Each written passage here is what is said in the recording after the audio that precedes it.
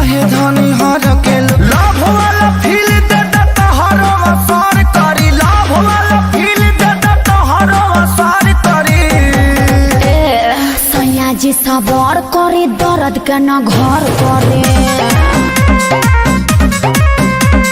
हो जाइम ठीक त प्यार रात भर करे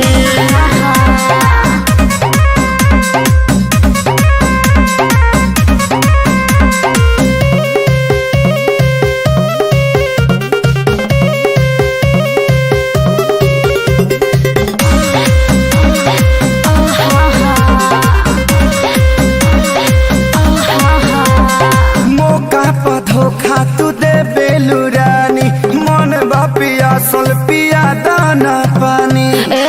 किया पन मन मना लीजिए चुम्मे से काम चला लीजिए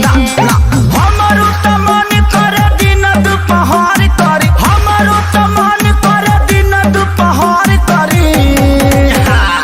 सैया जी सवार करे दर्द के न घर करे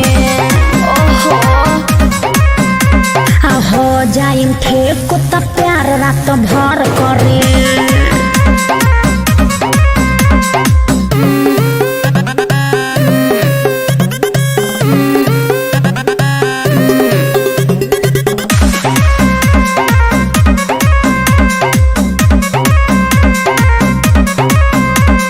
रोजे रहेला तहर नया बहाना मरद के दर्द तनी बुझे जाना पिया जी दुख न बुझनी झूठे सजिया पजूझनी ऐसे घबरालू जैसे लागता मोटर करी ऐसे घबरालू जैसे लागता मोटर करी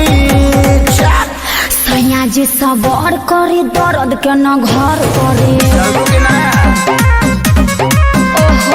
सैया खेसारी पहले पवन के खबर करे वो का बेची है बीच में।